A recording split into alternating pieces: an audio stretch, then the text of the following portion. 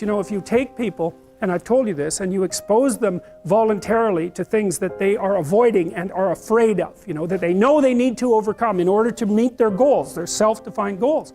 If you can teach people to stand up in the face of the things they're afraid of, they get stronger.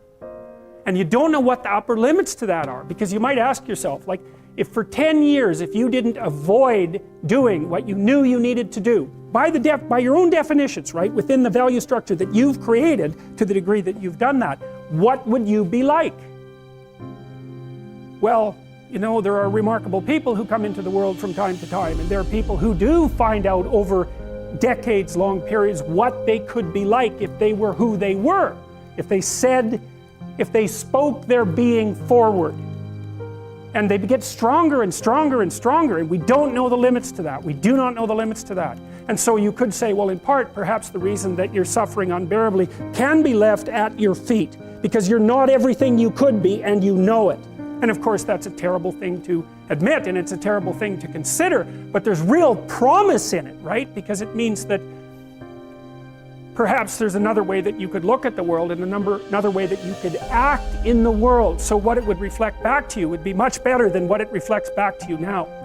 And then the second part of that is, well, imagine that many people did that, because we've done a lot as human beings. We've done a lot of remarkable things, and I've told you already, I think before, that today, for example, about 250,000 people will be lifted out of abject poverty, and about 300,000 people attached to the electrical power grid. We're lifting people out of poverty collectively at a faster rate that's ever occurred in the history of humankind by a huge margin. And that's been going on unbelievably quickly since the year 2000. The UN had planned to have poverty between 2000 and 2015, and it was accomplished by 2013. So there's inequality developing in many places, and you hear lots of political agitation about that. But overall, the tide is lifting everyone up, and that's a great thing, and we have no idea how fast we could multiply that if people got their act together and really aimed at it. Because, you know, my experience is with people that we're probably running at about 51% of our capacity. I mean, you can think about this yourselves. I often ask undergraduates how many hours a day you waste, or how many hours a week you waste, and the classic answer is something like 4 to 6 hours a day. You know, inefficient studying, watching things on YouTube that not only do you not want to watch, that you don't even care about, that make you feel horrible about watching after you're done. That's probably 4 hours right there. You know, you think, well, that's 25 hours a week, it's 100 hours a month, that's 2.5 full work weeks, it's half a year of work weeks per year. And if your time is worth $20 an hour, which is a radical underestimate, it's probably more like 50 if you think about it in terms of deferred wages. If you're wasting 20 hours a week, you're wasting $50,000 a year.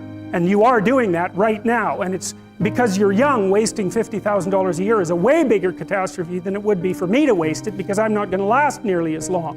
And so if your life isn't everything it could be, you could ask yourself, well, what would happen if you just stopped wasting the opportunities that are in front of you? You'd be, who knows how much more efficient? 10 times more efficient, 20 times more efficient. That's the Pareto distribution. You have no idea how efficient people get. It's off the charts. Well, and if we all got our act together collectively and stopped making things worse, because that's another thing people do all the time, not only do they not do what they should to make things better, they actively attempt to make things worse because they're spiteful or resentful or arrogant or deceitful or homicidal or genocidal, or all of those things all bundled together in an absolutely pathological package. If people stopped really, really trying just to make things worse, we have no idea how much better they would get just because of that. So there's this weird dynamic that's part of the existential system of ideas between human vulnerability, social judgment, both of which are major causes of suffering, and the failure of individuals to adopt the responsibility that they know they should adopt. And that's the thing that's interesting too, is that, and like another thing I've often asked my undergraduate classes is, you know, there's this idea that people have a conscience. And you know what the conscience is. It's this feeling or voice you have in your head just before you do something that you know is stupid, telling you that probably you shouldn't do that stupid thing. You don't have to listen to it, strangely enough. But you go ahead and do it anyways, and then, of course, exactly what the conscience told you was going to happen inevitably happens, so that you feel even stupider about it than you would if it happened by accident. Because you know, I knew this was going to happen, I got a warning it was going to happen, and I went and did it anyways. And the funny thing too is that that conscience operates within people, and we really don't understand what the hell that is. So you might say, well, what would happen if you abided by your conscience for 5 years or for 10 years? What sort of position might you be in? What sort of family might you have? What sort of relationship might you be able to forge? And you can be bloody sure that a relationship that's forged on the basis of who you actually are is going to be a lot stronger and more welcome than one that's forged on the basis of who you aren't. Now, of course, that means that the person you're with has to deal with the full force of you in all your ability and your catastrophe, and that's a very, very difficult thing to negotiate.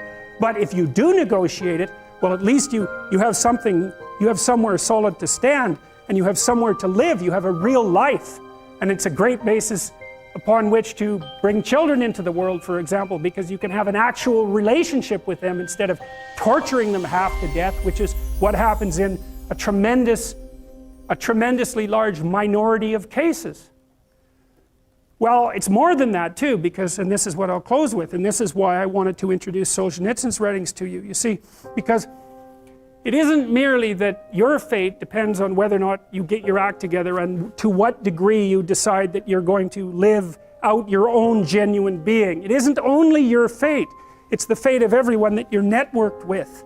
And so, you know, you think, well, there's 9 billion, 7 billion people in the world. We're going to peak at about 9 billion, by the way, and then it'll decline rapidly. But 7 billion people in the world, and who are you? You're just one little dust mote among that 7 billion. And so it really doesn't matter what you do or don't do, but that's simply not the case. It's the wrong model, because you're at the center of a network. You're a node in a network. Of course, that's even more true now that we have social media. You'll know 1,000 people, at least, over the course of your life. And they'll know 1,000 people each, and that puts you one person away from 1 million, and 2 persons away from 1 billion. And so that's how you're connected. And the things you do, they're like dropping a stone in a pond. The ripples move outward, and they affect things in ways that you can't fully comprehend. And it means that the things that you do and that you don't do are far more important than you think. And so if you act that way, of course, the terror of realizing that is that it actually starts to matter what you do. And you might say, well, that's better than living a meaningless existence. It's better for it to matter. But I mean, if you really asked yourself, would you be so sure if you had the choice? I can live with no responsibility whatsoever. The price I pay is that nothing matters. Or I can reverse it and everything matters. But I have to take the responsibility that's associated with that. It's not so obvious to me that people would take the meaningful path. Now, when you say, well, nihilists suffer dreadfully because there's no meaning in their life and they still suffer, yeah, but the advantage is they have no responsibility. So that's the payoff, and I actually think that's the motivation. Say, well, I can't help being nihilistic, all my belief systems have collapsed. It's like, yeah, maybe you've just allowed them to collapse because it's a hell of a lot easier than acting them out.